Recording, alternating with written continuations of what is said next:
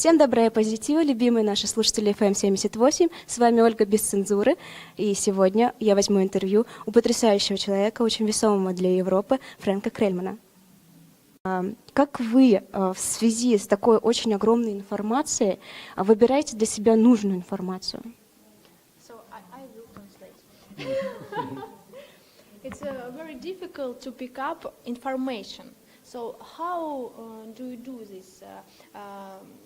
Pick up the good information and. You mean the fake news and the rest of the.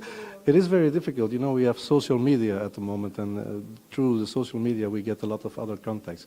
And I have my contacts in Russia because certainly in Belgium and in all of Western Europe we get always the bad information first, and then we get the real ones. Because of my contacts I have everywhere, I can see a little bit through the things that are going on. But it's difficult. It stays difficult because we have our mainstream media, which are controlled by the state in Flanders and on the rest of Western Europe. And yeah, well, we have to see through these things, but it's difficult. It's true. And so at the moment, social media are playing a very important role. I give you one example. Russia Today. Russia Today, big. So it's quite popular at the moment in Western Europe. So at a certain moment, a few years ago, there were riots in a city very close to mine, Antwerp, very big city, and there were riots with people from a Muslim descendant who rioted against the state and against the police. So on our own VRT, which is the national television in Belgium, we saw the police attacking the guys that were rioting. But then I looked at RT and I saw a different thing, because then you saw 1 minute before that, you saw that the guys that were rioting attacked the police and the police responded. That's a big difference, of course. So that's the thing we always see, and that's why if I look at something, some channel, RT is one of the most popular ones to get to see the real facts and not only the. And do you have maybe reliable persons in Russia, so you could call and ask about it? Of course, I have them. By now, I have them. Yes, I know. Is it true? Is it true that you poisoned? Of course, I have these guys, of course. But most of the time, we try to look at the things like another example in Syria. I was in 5-6 times in Syria through my Russian contacts last 6-7 years. At a certain moment, I was in Syria, and there was a so-called gas attack from Bashar al-Assad on the terrorists, on Daesh, on IS.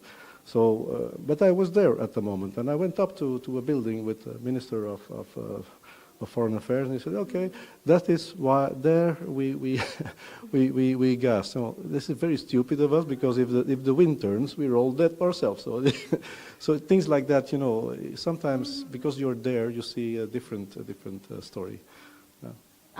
Подскажите, вот вы приезжаете в Санкт-Петербург, я как понимаю, не в первый раз. Чем вас покоряет Питер каждый раз, когда вы приезжаете? You have come in St. Petersburg not once time, so why do you like our city?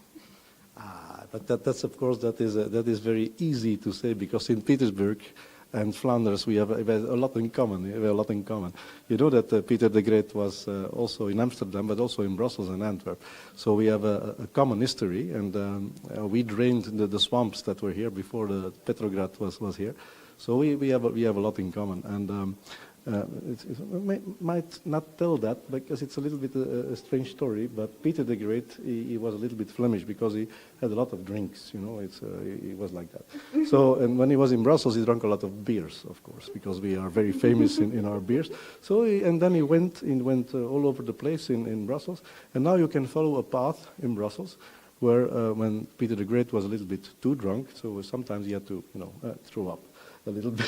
So you can follow a path, and here Peter the Great threw up, and there Peter the Great threw up, and there Peter. It really is. It's very funny, but this is well, we have a lot in common. And plus, the second thing, when the Tsar at the time, in 1815, Napoleon was defeated in Waterloo, which is in Belgium, and then the Netherlands were united again.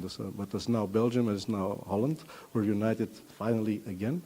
And in 1830, the French took over the things, you know, in Belgium. And then the king of the Netherlands at the time, Willem, he said, okay, I need help. And the Tsar was sending his troops to the Netherlands, but before they arrived, everything was over. But so we have a lot of things in common. Единая Россия, что вы думаете про нее? It's the last question. We would like to know about your opinion about our Politic consignment, Unit Russia. What do you think about it? Well, I've been to several elections in Russia. They are more transparent than they are in Western Europe. It is like that, you know. Everybody thinks, okay, Russian is a sort of strong democracy called not a dictatorship by Mr. Putin, but it is, in fact, it is not, because that's what I always tell. Mr. Putin is so popular in Russia, so why should he cheat in the elections? He wins anyway. So, so it's quite stupid, in fact. But when you compare the elections in let's say in Russia with the elections in Belgium or in Holland or wherever, they are quite transparent. They are quite okay. There's nothing.